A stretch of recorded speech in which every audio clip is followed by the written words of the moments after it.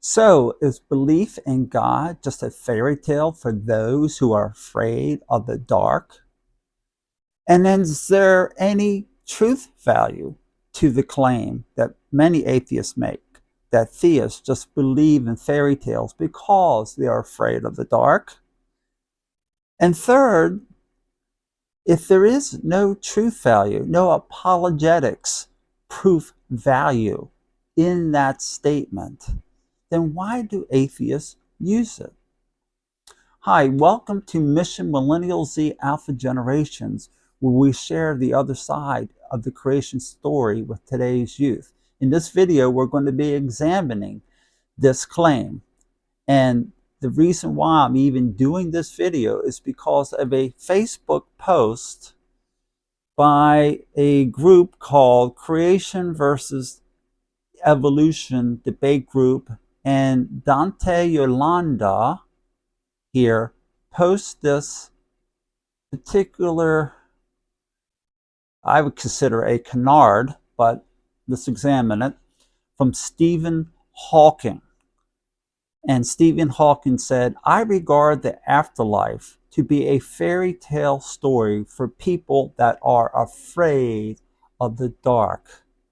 Now, I could comment on that, but I'd rather let somebody more high-powered, or to say a lot more high-powered, a guy named John Lennox, I'd rather let him deal with Stephen Hawking's statement.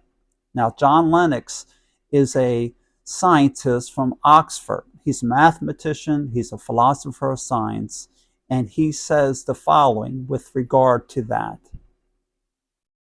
Let's play it here. High-powered person says God is a delusion, as Stephen Hawking put it the other day when interviewed. He said, belief in God, religion is a fairy story for people afraid of the dark. And I was asked to comment, so I did in like fashion. Atheism is a fairy story for people afraid of the light. You shouldn't clap. I like how you put that. You shouldn't clap. Why? Because it doesn't prove anything. It's a silly canard. And so, does it have any truth value for me to say theists or atheists are afraid of the light, therefore God exists? There's no truth value to it. So let's go back to the video, pick up where he left off. Statements like that don't prove anything. You see, the big problem that comes out of that is this, that statements by scientists aren't always statements of science. Can I repeat that? Statements by scientists aren't necessarily statements of science, and that is so profound. But in popular culture, statements like from Stephen Hawking, theists believe in fairy tales because they're afraid of the dark, that carries the weight of scientific evidence for a lot of people in the ethosphere, out there, in the public. It's, popular culture type of truths that are floating around, truth, untruth, that are floating around, which are nothing more than statements of atheists who happen to be scientists. So let's get back.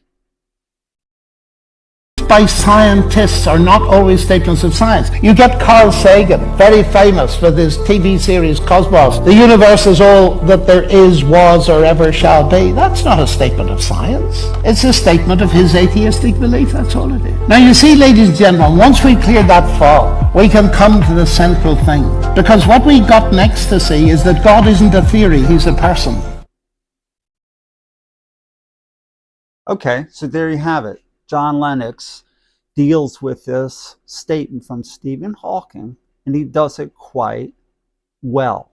So the question remains, why do atheists even use such silly arguments like that? Again, these aren't club atheists that are doing it. It's the very top of the drawer scientific atheists who are making these type of statements. Why do they do that?